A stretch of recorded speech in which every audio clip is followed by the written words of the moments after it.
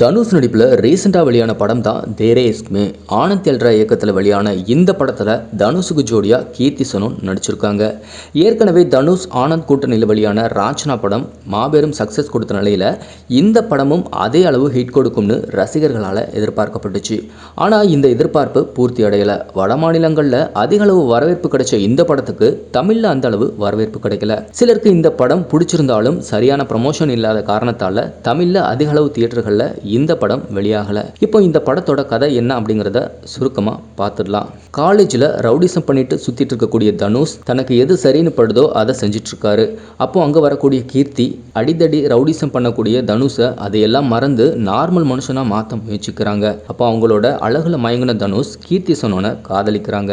ஆனால் எந்நேரமும் ரவுடிசம் பண்ணக்கூடிய ஒருத்தரை கீர்த்தியால் காதலிக்க முடியல. இருந்தாலும் தனுஷ் அவரை விடாம துரத்தி காதலிக்கிறாரு. இது தெரிஞ்ச கீர்த்தி ஒரு நாள் தன்னோட அப்பாவை வந்து பார்க்கும்படி சொல்றாங்க. தனுஷும் கீர்த்தியோட அப்பாவை போய் பார்க்குறாரு.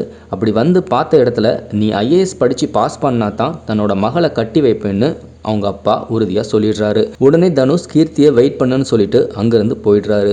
3 வருஷத்துக்கு அப்புறம் தன்னோட படிப்பு முடிச்சுட்டு மறுபடியும் கீர்த்தியை பார்க்க வரக்கூடிய தனுஷுக்கு பேரதிர்ச்சி காத்துட்டு இருக்கு. அது என்ன அப்படிங்கிறது தான் இந்த படத்தோட மீதி கதை. இப்படி சுவாரஸ்யமா நகர்ந்துட்டு போய்கிட்டு இருக்கக்கூடிய இந்த படத்துக்கு மிகப்பெரிய பிளஸ் அமைஞ்சிருக்கிறது AR ரஹ்மானோட இசை தான். அதே போல தனுஷும் கீர்த்தி சனோனும் தனக்கு கொடுக்கப்பட்ட கேரக்டரை சிறப்பாக பண்ணியிருக்காங்க. குறிப்பா படத்துல வரக்கூடிய எமோஷனல் சீன்கள் எல்லாம் நம்மளோட ஹார்ட்டை டச் பண்ணுதுன்னே சொல்லலாம்.